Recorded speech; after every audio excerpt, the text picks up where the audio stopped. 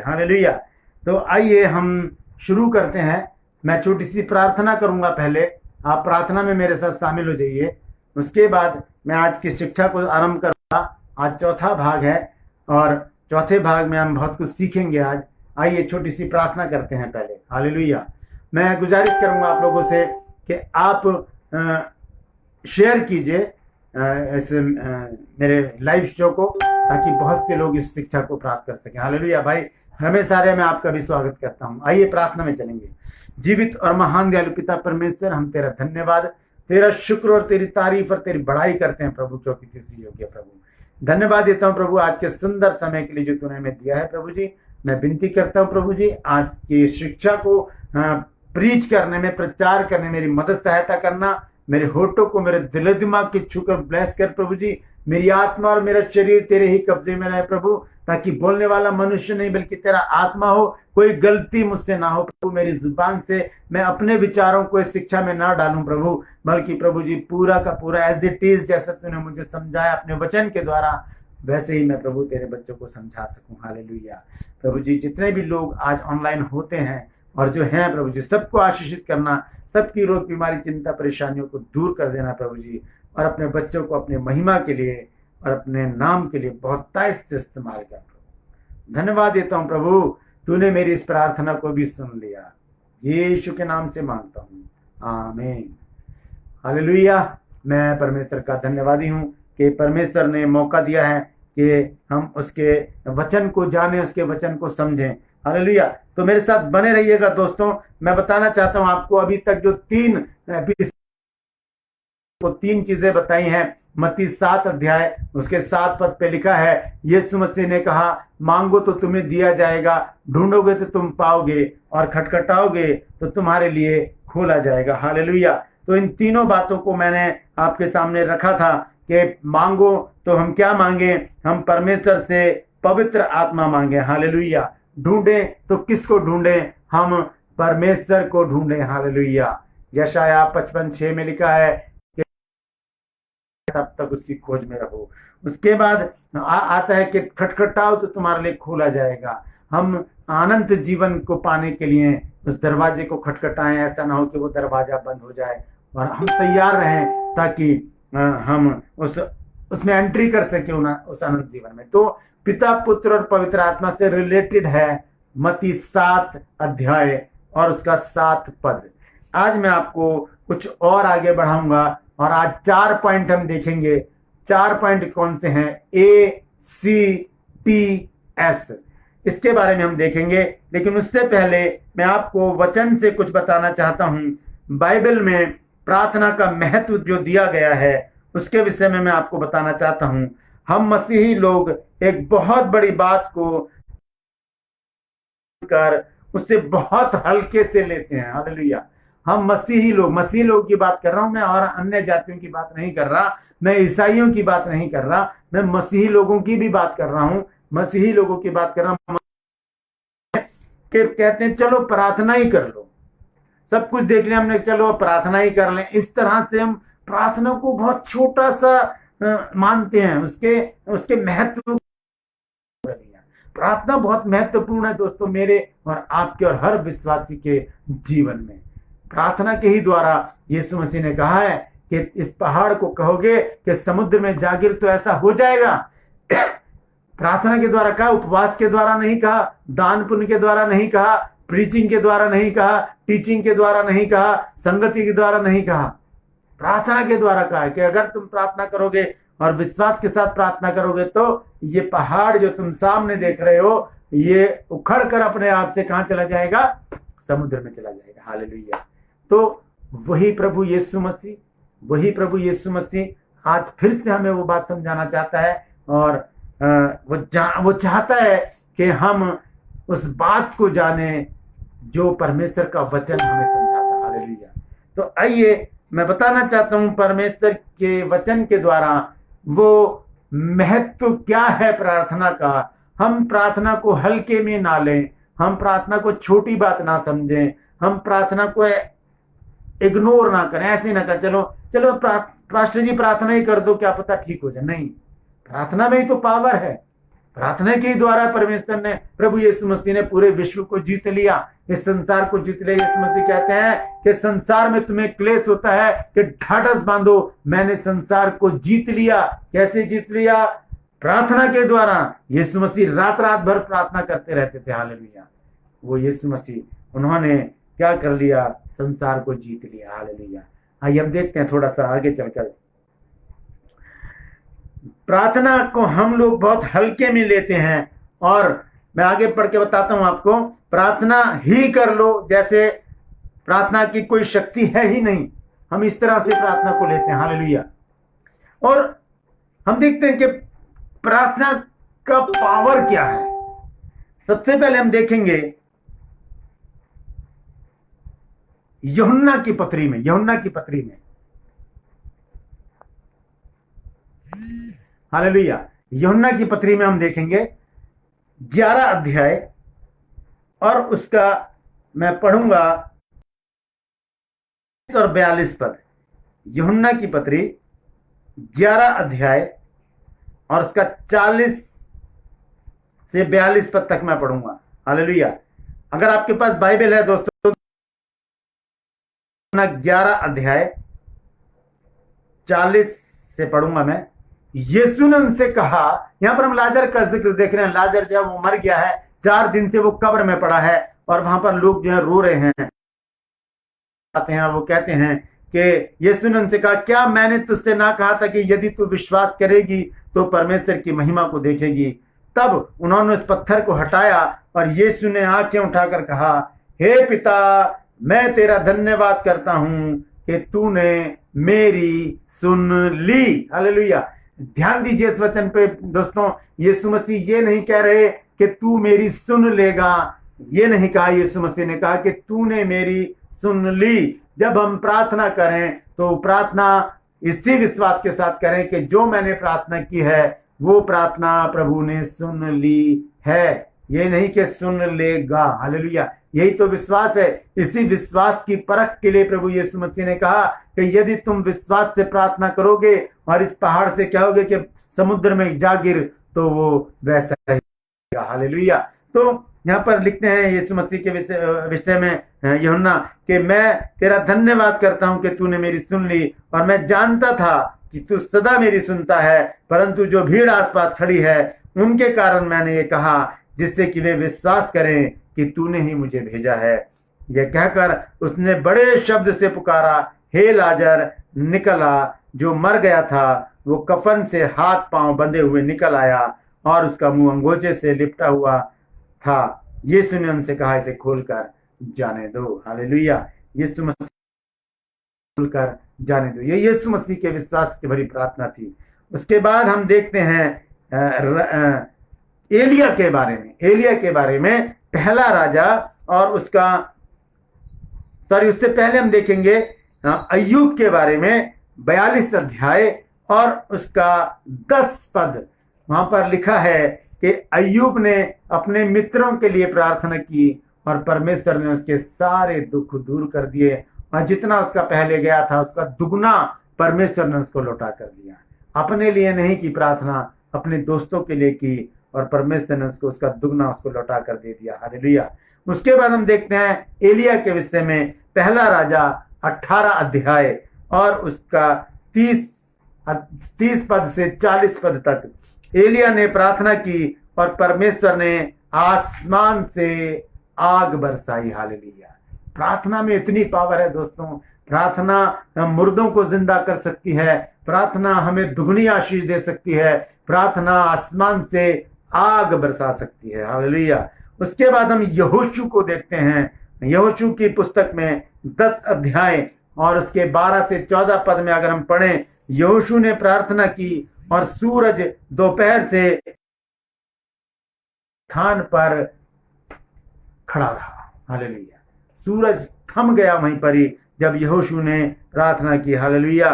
तो प्रार्थना की पावर को देख रहे हैं दोस्तों हम लोग। यहाँ पर आगे मैं बताता हूं, और भी बहुत से उदाहरण हैं जो हम बाइबल में देखते हैं। इसलिए प्रार्थना के महत्व को समझें, प्रार्थना के महत्व को समझें कि प्रार्थना है क्या चीज, इसकी पावर को समझें।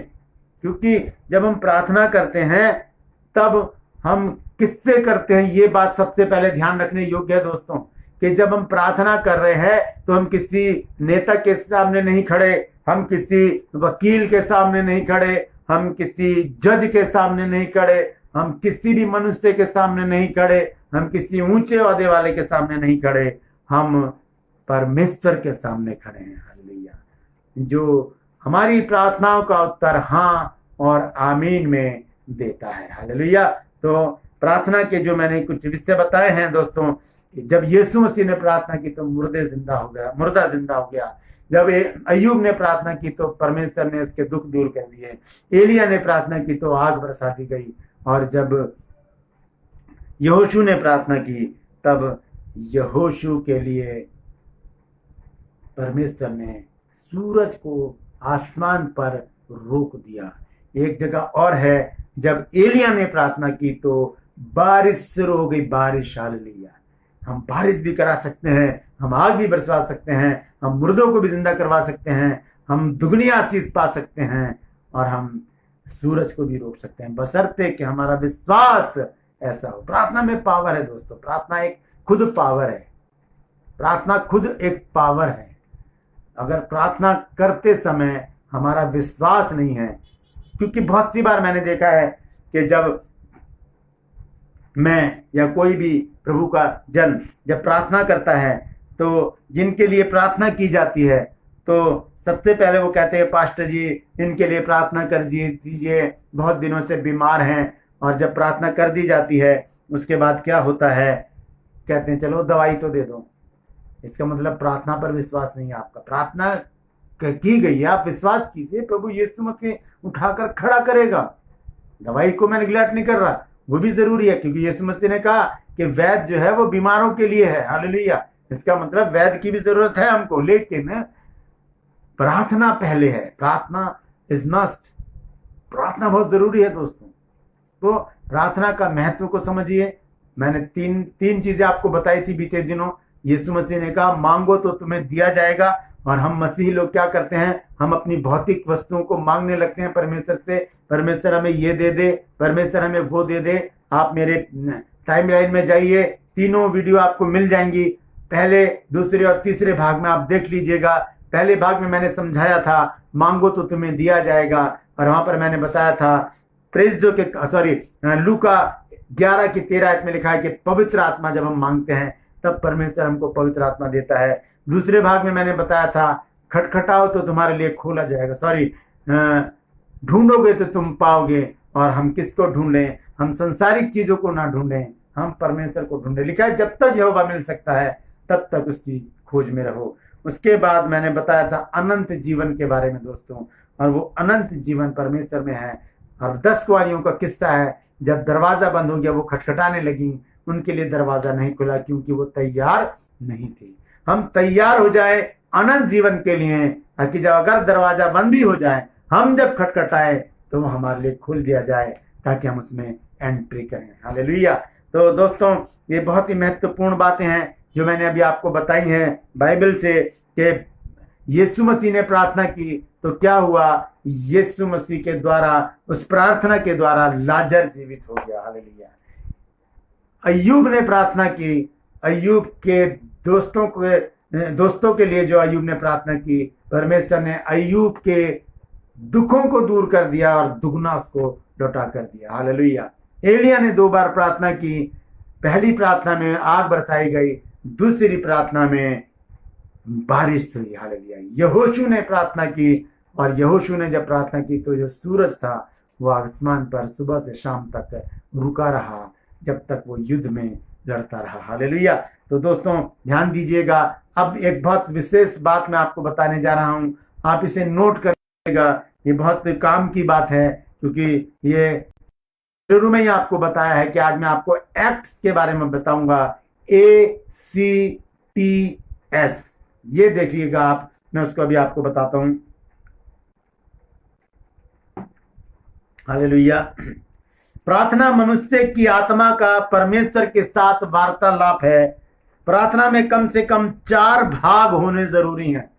जब हम प्रार्थना करते हैं उसके 4 भाग होने जरूरी हैं, ACTS। ये 4 भाग प्रार्थना में होने जरूरी हैं दोस्तों। ध्यान से सुनिएगा, लिख लीजिएगा जो मैं आपको बताने जा रहा हूं। ये अंग्रेजी वर्णमाला के 4 शब्द हैं, ACTS। सबसे पहले आता है एडोरेशन। Adoration, hallelujah. देख लीजिए वहां पर क्या है, मैं आपको बता देता हूं। एक्ट्स जब हम लिखते हैं सबसे पहले आता है एडोरेशन।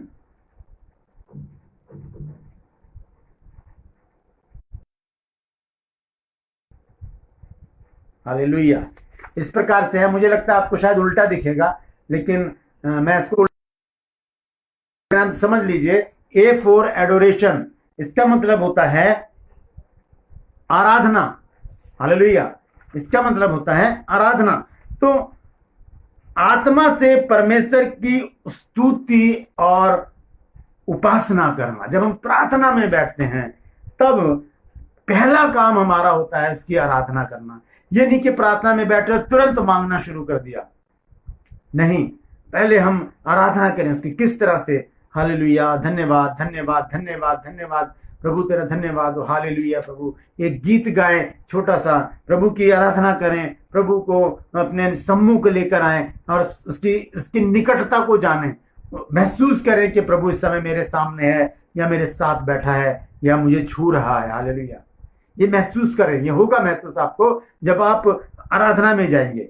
आराधना में जब आंखें बंद कर ली, देखिए आराधना जो होती है उसके बारे में मैं आगे जाकर शिक्षा दूंगा। आराधना, ये आराधना नहीं होती कि हम गाने गा रहे हैं, इधर उधर देख रहे हैं, नहीं। एकाग्रित होकर जब हम आराधना करते हैं, अपनी आंखों को बंद करके जब हम लौ लगा लेते हैं परमेश्वर से, तब उस आराधना की सुगंध को परमेश्वर लेता है और वो हमारे बीच में आ जाता है। मैं आपको एक वचन पढ़कर बताता हूं, वहां पर क्या लिखा है। भजन संहिता 22 अध्याय। हालेलुया। भजन संहिता 22 अध्याय और उसके 3 पद में क्या लिखा है।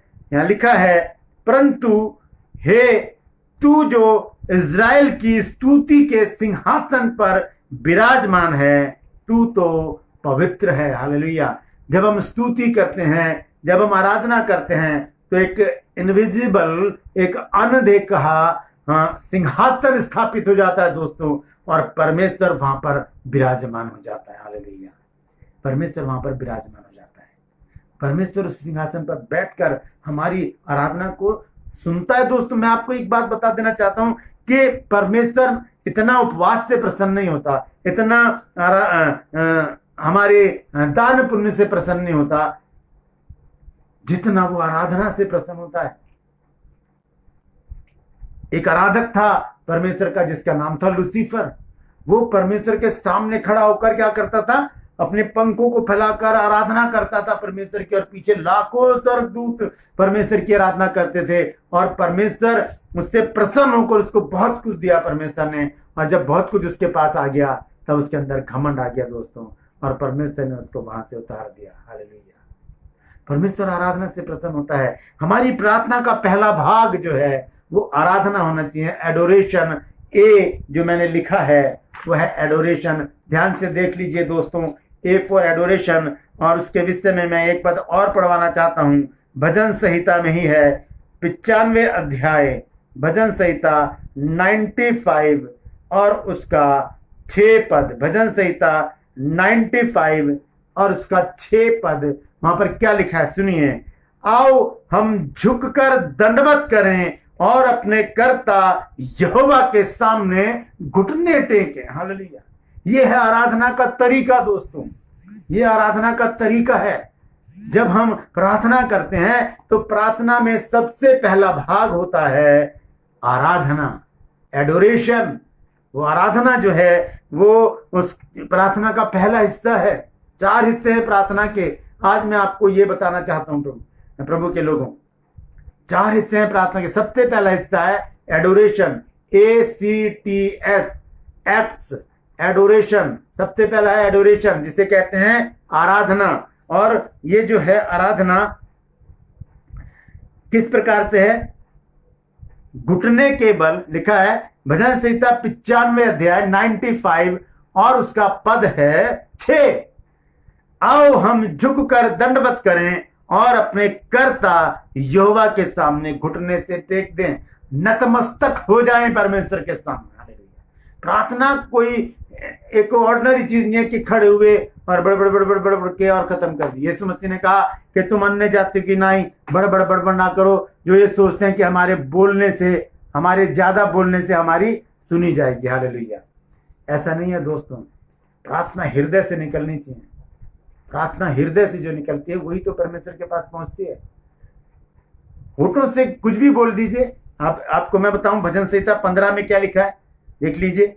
भजन संहिता 15 अध्याय और पहले पद से अगर मैं पढ़ूं, वहां पर बहुत 5 पद हैं इसके अंदर। यहाँ पर लिखा है कि परमेश्वर के तंबू में कौन रहेगा, तेरे पवित्र पर्वत पर कौन बसने पाएगा। वो जो खराई से चलता और धर्म के काम करता और हृदय से सच बोलता है। होठों से नहीं, होठों से प्रार्थना नहीं चलेगी दोस्तों, हृदय से प्रार्थना चलेगी। जो प्रार्थना हृदय से की जाती है वही तो जाती है परमेश्वर के पास। हालेलुया। वही तो जाती है जो हृदय से। मैं इसको आपको खोलकर बताना चाहता हूं, ध्यान से सुनिएगा। थोड़ा सा समय अगर ज्यादा हो जाए तो विचलित ना होइएगा। मैं खोलकर, क्योंकि जब तक समझ में नहीं आएगी बात तो मेरा यहां पर बैठना और आपका मेरे सामने बैठना व्यर्थ होगा। मैं समझाना चाहता हूं कि 2 तरह से प्रार्थना होती है, एक हृदय से होती है और एक होठों से होती है। हृदय की प्रार्थना जो होती है वो परमेश्वर के पास पहुंचती है, जो होठों की प्रार्थना होती है वो शैतान के पास पहुंचती है। कैसे? आइए सबसे पहले हम इसको देखेंगे। सबसे पहले हम देखेंगे होठों वाली प्रार्थना कहां जाती है। इफिसियों की पत्री 6 अध्याय, इफिसियों 6 अध्याय और 10 पद से मैं पढ़ूंगा। यहां पर लिखा है, निदान प्रभु में और उसकी शक्ति के प्रभाव में बलवंत बनो, परमेश्वर के सारे हथियार बांध लो कि तुम शैतान की युक्तियों के सामने खड़े रह सको, क्योंकि हमारा ये मल्ल युद्ध का मतलब होता है कुश्ती, लड़ाई। लिखा है कि हमारा ये मल्ल युद्ध लहू और मांस से नहीं है। हमारा ये युद्ध जो है वो लहू और मांस से नहीं है, परंतु प्रधानों से, ध्यान से सुनिएगा दोस्तों, प्रधानों से और अधिकारियों के, अंधकार के हाकिमों से और उस दुष्टता की आत्मिक सेनाओं से। आकाश में ये सेना है दोस्तों, और जो वरली प्रार्थना होती है, बुड़बुड़ाने वाली प्रार्थना होती है, वो सीधी शैतान के हाथ में पहुंच जाती है। इसलिए हमें उस प्रार्थना का जवाब ही नहीं मिलता। लेकिन जो प्रार्थना हृदय से निकलती है वो कैसे जाती है परमेश्वर के पास, आइए उसको देख लेते हैं जल्दी से। प्रकाशित वाक्य में लिखा है 8 अध्याय और उसका 3 पद मैं पढ़ूंगा, ध्यान से सुनिए क्या लिखा है। फिर एक और स्वर्गदूत सोने का धूपदान लिए हुए आया और वेदी के निकट खड़ा हुआ, और उसको बहुत धूप दिया गया कि सब पवित्र लोगों की प्रार्थनाओं के साथ उस सुनहली वेदी पर जो सिंहासन के सामने है चढ़ाए, और उस धूप का धुआं पवित्र लोगों की प्रार्थनाओं सहित स्वर्गदूत के हाथ से परमेश्वर के सामने पहुंचा दिया गया। हालेलुया। ये स्वर्गदूत जो होते हैं ये पवित्र हृदय से की गई प्रार्थना को परमेश्वर के, प्रभु यीशु मसीह के पास पहुंचाते हैं दोस्तों। हालेलुया। हाँ, प्रभु यीशु मसीह के पास पहुंचाते हैं। और हम देखते हैं कुरनेलियुस के बारे में। कुरनेलियुस जब वो प्रार्थना कर रहा था दोपहर के 3 बजे, हम देखते हैं प्रेरितों के काम 10 अध्याय में लिखा है, एक स्वर्गदूत आता है। वहां पर लिखा है 3 पद में, प्रेरितों के काम 10 अध्याय 3 पद में लिखा है, उसने दिन के 3 पहर के निकट दर्शन में स्पष्ट रूप से देखा कि परमेश्वर का एक स्वर्गदूत मेरे पास भीतर आकर कहता है कि हे कुरनेलियुस। उसने उसे ध्यान से देखकर कहा और डर कर कहा, हे प्रभु क्या है? उसने उससे कहा, तेरी प्रार्थनाएं और तेरे दान स्मरण के लिए परमेश्वर के पास पहुंचे हैं। कौन लेकर गया है? स्वर्गदूत लेकर जाते हैं हमारी प्रार्थनाओं को दोस्तों। तो प्रार्थना जो है वो हृदय से होनी चाहिए। उसका पहला भाग है आराधना। हालेलुया। प्रार्थना का पहला भाग बता रहा हूं। प्रार्थना के 4 भाग हैं, ACTS, acts. A for adoration, यानी के आराधना। पहला भाग क्या है? आराधना है। हम जब प्रार्थना में बैठे, हम आराधना से प्रार्थना को शुरू करें, गीत गाकर परमेश्वर की महिमा करें, क्योंकि हमें जरूरी है कि हम परमेश्वर को प्रसन्न करने का काम करें। हालेलुया। संसार को तो हम बहुत प्रसन्न करते रहते हैं, हम क्या क्या मशक्कत नहीं करते लोगों को, संसारिक लोगों को खुश करने के लिए, क्या नहीं करते। हम पैसा तक खर्च कर देते हैं, हम अपना सब कुछ दांव पर लगा देते हैं लोगों को खुश करने के लिए, उन्हें प्रसन्न करने के लिए। क्या कभी परमेश्वर को प्रसन्न करने के लिए हमने ऐसा किया है? एक ही काम है परमेश्वर को प्रसन्न करने के लिए, प्रार्थना नहीं, आराधना। आराधना, प्रार्थना हमारा काम है, वो हमारा क्रिया है हमारी, हम उसे करेंगे, परमेश्वर उसे सुनेगा। लेकिन आराधना जो है वो परमेश्वर की महिमा के लिए है, परमेश्वर की तारीफ के लिए। इसीलिए हमारी प्रार्थना का पहला बहुत जरूरी है। ऐसे नहीं कि प्रार्थना में बैठे और शुरू कर दिया, प्रभु मैं बहुत परेशान हूं, मैं बीमार हूं, ये बीमारी से मुझे बचा, मेरे पास पैसे नहीं है, मुझे आशीष चाहिए, बच्चों की फीस के पैसे नहीं है, ये नहीं है, वो नहीं है, सारी डिमांड हम परमेश्वर के सामने रख देते हैं। नहीं, परमेश्वर तो जानता है हमें क्या क्या चाहिए। दोस्तों, मैंने पीछे बीते दिनों पढ़वाया है, परमेश्वर ने कहा, यीशु मसीह ने कहा कि तुम्हारा पिता तुम्हारे मांगने से पहले जानता है कि तुम्हारी क्या क्या जरूरतें हैं। हालेलुया। तो दोस्तों याद रखिएगा, पहला जो शब्द है वो है ए, यानी कि एडोरेशन। दूसरा शब्द आता है सी, और उसको कहते हैं कन्फेशन।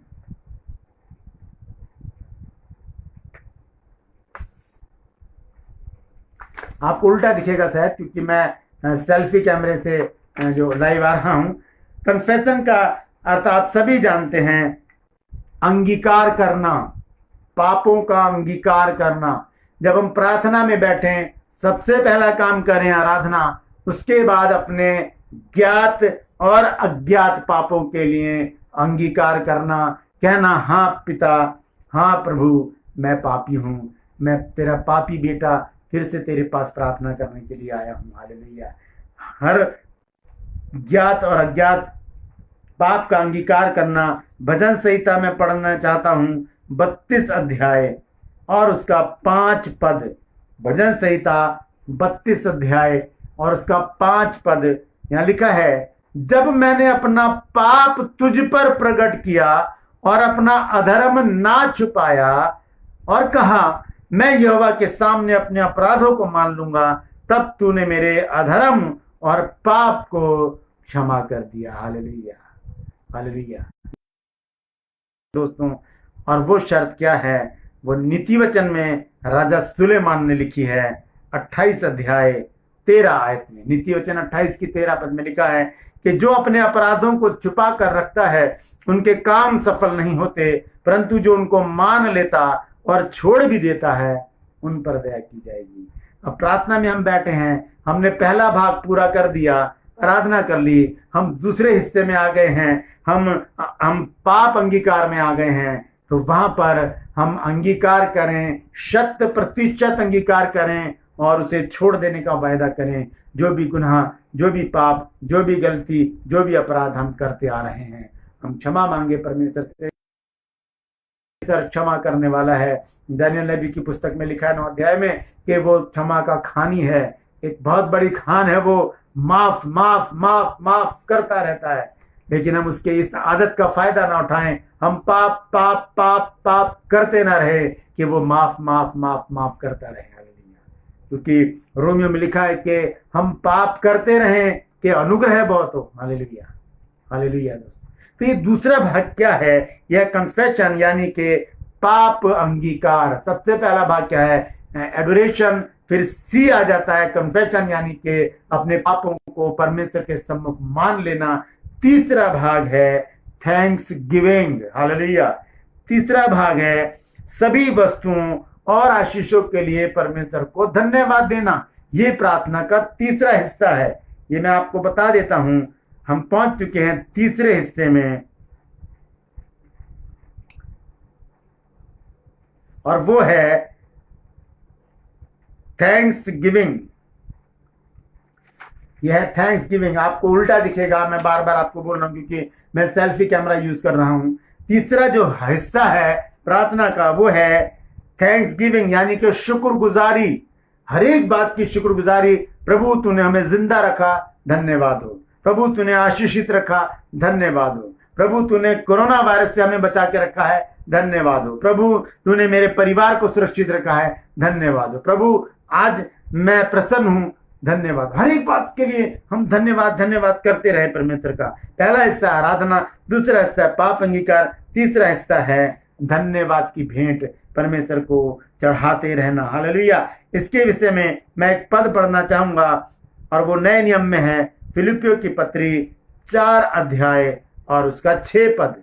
लिखा है कि किसी भी बात की चिंता मत करो। ये तो बहुत ही पावरफुल वचन है। हालेलुया। इस बात को अगर हम दिमाग में रख लें कि वचन क्या कह रहा है, किसी भी बात की चिंता मत करो, परंतु हर बात में तुम्हारे निवेदन, प्रार्थना और विनती के द्वारा धन्यवाद के साथ परमेश्वर के सम्मुख उपस्थित किए जाएं। धन्यवाद के साथ हर एक बात परमेश्वर के सम्मुख उपस्थित की जाए। दोस्तों, तो पहला हिस्सा क्या है? एडोरेशन यानी कि आराधना। दूसरा हिस्सा क्या है? कन्फेशन यानी कि पाप अंगीकार।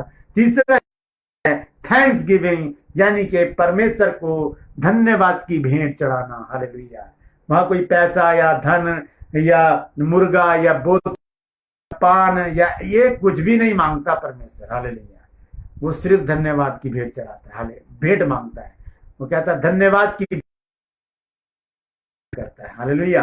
तो ये तीसरा हिस्सा है दोस्तों, मैंने पढ़कर आपको बताया है फिलिपियों 4 अध्याय के 6 पद में, किसी भी बात की चिंता मत करो, परंतु हर एक बात में तुम्हारे निवेदन, प्रार्थना और विनती के द्वारा धन्यवाद के साथ परमेश्वर के सम्मुख उपस्थित किए जाएं।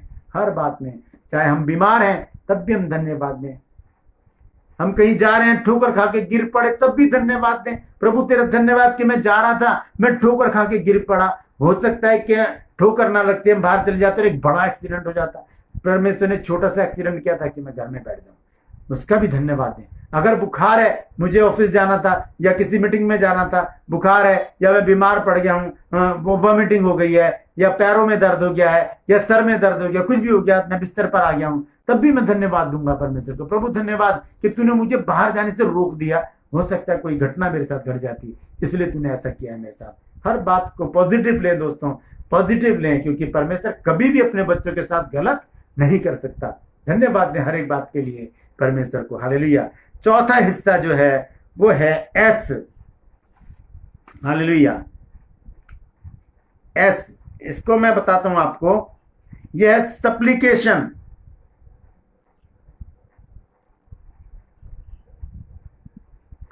ये चौथा हिस्सा है सप्लीकेशन। ये लिखा है एक्स, यहां पर मैंने लिख दिया है एडोरेशन, कन्फेशन, थैंक्स गिविंग और आखिर में है सप्लीकेशन यानी कि याचना करना परमेश्वर। अब बारी आती है मांगने की। हालेलुया। सबसे पहला काम आराधना, उसके बाद पापों का अंगीकार करना। हाँ प्रभु मेरे से गलती हो गई है, अगर नहीं किए है पाप तब बहुत अच्छी बात है, परमेश्वर को धन्यवाद देते हुए कहे प्रभु जाने अनजाने में कोई गलती हो तो क्षमा करें। तीसरी चीज धन्यवाद दें परमेश्वर को हर अच्छी बुरी बात के लिए। अगर बीमार हैं तब भी, खुश हैं तब भी, दुख में तब भी, चिंता में तब भी धन्यवाद दें। हो सकता है परमेश्वर की बहुत बड़ी योजना हमारे जीवन के साथ बनी हो। हालेलुया। चौथे हिस्से में आ चुके हम और ये है मध्यस्थता, निवेदन, विनती और इच्छाएं। हालेलुया। निवेदन करने, अपने इच्छाओं को परमेश्वर के सम्मुख लेकर आना है। हालेलुया। कौन सी इच्छाएं? आत्मिक इच्छाएं। वैसे तो सब कुछ जानता है परमेश्वर कि हमें सब कुछ चाहिए, हाँ जो कुछ चाहिए वो हमें दे देता है। यहाँ पर हम देखते हैं, हम जो याचना करते हैं परमेश्वर से, वो याचना, प्रार्थना धन्यवाद के साथ परमेश्वर के सम्मुख उपस्थित की जाए। हालेलुया। फिर से मैं पढ़ूंगा उसी बात को, फिलिपियों 4 अध्याय इसी से रिलेटेड है। किसी भी बात की चिंता मत करो, परंतु हर एक बात में तुम्हारे निवेदन, प्रार्थना और विनती के द्वारा धन्यवाद के साथ प्रभु के सम्मुख उपस्थित किए जाए। उपस्थित किए जाए मतलब हम याचना कर रहे हैं परमेश्वर से, हम विनती कर रहे हैं, निवेदन कर रहे हैं, प्रभु ये मेरी प्रार्थना है, तो इस प्रार्थना की ओर काम लगा। हालेलुया। जब एक बेटा संसारिक रूप से अगर हम देखें, अगर उसको अपने बाप से कुछ काम करवाना होता है तो वो याचना ही तो करेगा। ये थोड़ी कहेगा हो बाप मेरा काम कर दे, ऐसे नहीं बोलेगा। याचना करनी है हमको परमेश्वर से, विनती करनी है, निवेदन करना, प्रभु मेरी ये समस्या, इसका समाधान तू निकाल प्रभु, मैं बहुत परेशान हो गया, मैं बहुत चिंता में हूं।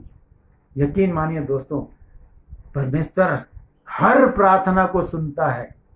परमेश्वर हर प्रार्थना को सुनता है। क्यों? क्योंकि प्रार्थना का समय होता है। प्रार्थना परमेश्वर 3 प्रकार से सुनता है दोस्तों। हाँ, नहीं और प्रतीक्षा करो।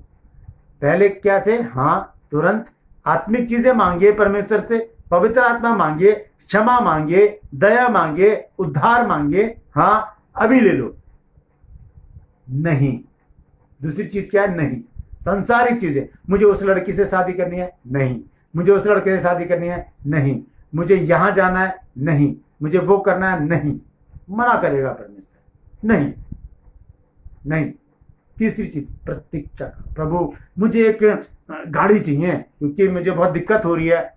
प्रभु कहेगा प्रतीक्षा कर, अभी तेरे पास तो पार्किंग की भी जगह नहीं है, इससे पहले मैं तुझे घर दूंगा ताकि वहां पर पार्किंग की जगह हो। प्रतीक्षा कर, वेट कर बेटा।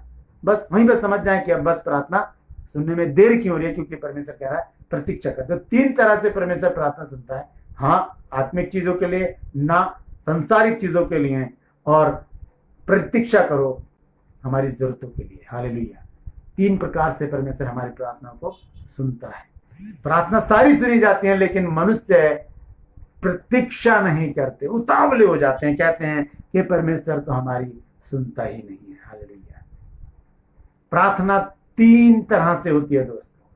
प्रार्थना के 3 प्रकार हैं। एक होती है निजी प्रार्थना, एक होती है पारिवारिक प्रार्थना, एक होती है सामूहिक प्रार्थना। हालेलुया। निजी प्रार्थना जो मैं अकेले में करता हूं, कमरा बंद करके, जैसे मैं अब बैठा हूं कमरा बंद करके, तब मैं करता हूं।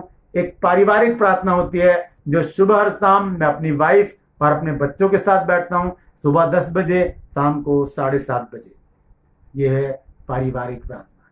और एक होती है सामूहिक प्रार्थना, जब मैं अपनी कलीसिया के साथ प्रार्थना में होता हूं, या जब मैं किसी चर्च में होता हूं, या मैं मीटिंग में होता हूं, वो होती है सामूहिक प्रार्थना। और हर एक प्रार्थना का एक पावर है, हर एक प्रार्थना की एक शक्ति है दोस्तों। परमेश्वर हर प्रार्थना को सुनता है।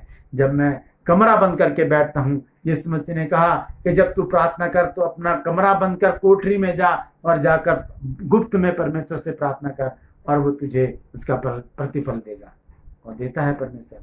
फिर जब मैं परमेश्वर के सम्मुख अपने बच्चों को लेकर आता हूँ, अपनी पत्नी, अपने बच्चों के साथ, जब हम 5 लोग, मेरा बड़ा बेटा, मेरी बहू, मेरा छोटा बेटा, मेरी वाइफ, मैं, हम 5 लोग जब प्रार्थना करते हैं, परमेश्वर बड़े बड़े भेद वचन के द्वारा हम पर खोलता है। सुबह शाम, सुबह 10 बजे हम बैठते हैं, शाम को 7:30 बजे या 7:45 बजे हम प्रार्थना में बैठते हैं। कुछ नहीं पता चलता कितना टाइम कब गुजर गया। हालेलुया। तो ये प्रकार है प्रार्थना के, 3 प्रकार हैं। एक तो होती है निजी प्रार्थना जो पर्सनली मेरी है, वो मैं ही करूंगा। दूसरी प्रार्थना पारिवारिक होती है। तीसरी प्रार्थना सामूहिक, जो हम चर्च में करते हैं, या कलीसिया में करते हैं, या मीटिंग में करते हैं, या बहुत से लोगों के साथ मिलकर हम उस प्रार्थना में शामिल होते हैं। तो ये 3 प्रकार की प्रार्थना है दोस्तों। निजी प्रार्थना कीजिए, पारिवारिक प्रार्थना कीजिए, सामूहिक प्रार्थना कीजिए। परमेश्वर हर प्रार्थना का जवाब देगा, और 3 तरह से जवाब देगा। हाँ, नहीं और प्रतीक्षा करो। 4 चीजें मैंने आज आपको समझाई हैं। ACTS, adoration, confession, thanks giving और सप्लीकेशन। आराधना, पाप अंगीकार, और थैंक्स गिविंग, धन्यवाद, और उसके बाद याचना, निवेदन परमेश्वर के सम्मुख लाएं। हालेलुया। मैं परमेश्वर का धन्यवाद देता हूँ आज के समय के लिए, कि परमेश्वर ने बहुत अच्छा समय हमें दिया कि हम परमेश्वर के वचन को सीख सकें। आज प्रार्थना के विषय में हमने जाना है। आज 4था भाग था दोस्तों।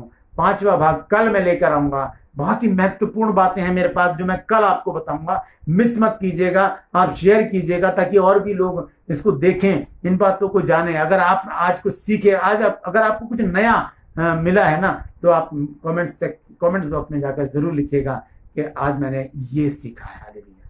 अगर पहले से जानते हैं तो मैं परमेश्वर का हृदय से धन्यवादी हूँ कि मेरे जो देखने वाले हैं, मेरे जो दोस्त हैं, वो सब कुछ जानते हैं। हालेलुया। तो आज का जो विषय था वो मैंने बताया आपको, एक्ट्स के बारे में, ACTS, उसके बाद मैंने बताया 3 प्रकार से परमेश्वर प्रार्थना हमारी सुनता है, हाँ, नहीं और वेट करो। उसके बाद मैंने बताया कि 3 प्रकार की प्रार्थनाएं होती हैं, निजी प्रार्थना होती है, पारिवारिक प्रार्थना होती है और सामूहिक प्रार्थना होती है। हालेलुया। तो परमेश्वर इन वचनों के द्वारा हम सबको आशीषित करे। मैं एक अनाउंसमेंट करना चाहता हूं और वो अनाउंसमेंट ये है कि ये बाइबल क्लास जो मैं चला रहा हूं, ये थर्सडे तक चलेगी, वीरवार तक 5 बजे ही मैं आऊँगा। 5 बजे से 6 बजे तक मैं समाप्त करूँगा। आधे पौने घंटे में मैं शिक्षा दूंगा और मैं भी सीखूंगा आपसे। मैंने आपको पहले दिन बताया था कि मुझे भी बहुत बार परमेश्वर वहीं पर ही बहुत कुछ बता देता है जो मैं लोगों के साथ शेयर।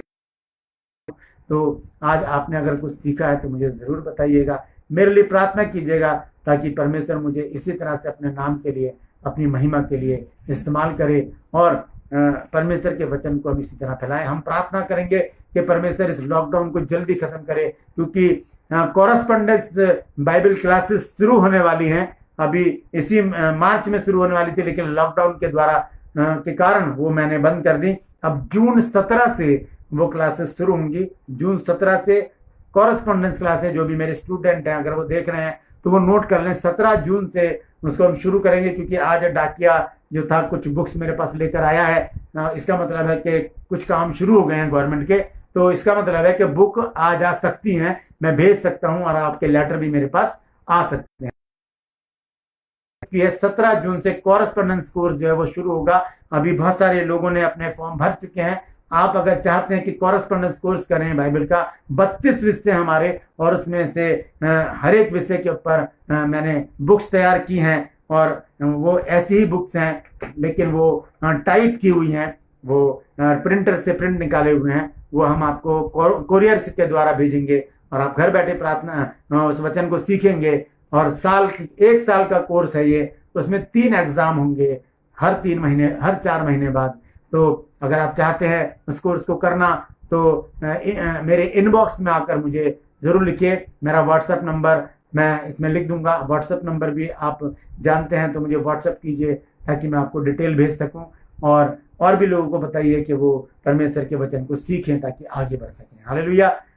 कल 5 बजे मैं आपके साथ फिर मुलाकात करूंगा। आज के लिए इतना ही। परमेश्वर आप सबको आशीषित करे, परमेश्वर आप सबके साथ रहे।